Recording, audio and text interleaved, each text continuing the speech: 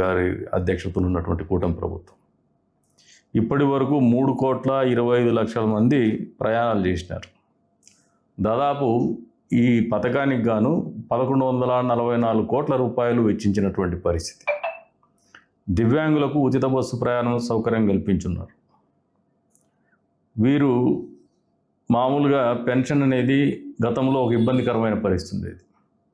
Pension portability తీసుకొచ్చి వీళ్ళు ఎక్కడైనా కూడా పెన్షన్ని తీసుకునేటువంటి వెసులుబాటు తీసుకొచ్చింది కూడా కూటమి ప్రభుత్వమే. ఈ సందర్భంగా దివ్యాంగులకు కూడా తెలియజెప్తాను. అన్నదాత సుఖీభవ 2 విడతలు ఇచ్చున్నాం.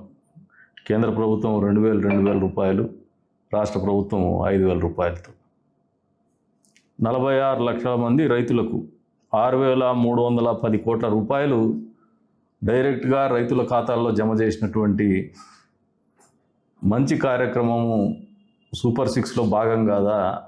ప్రజలు ఆలోచన చేసుకోమంటాను. అన్నదాతలని తెలియజెప్పమని చెప్పేసి కూడా కోరుతా ఉన్నాం.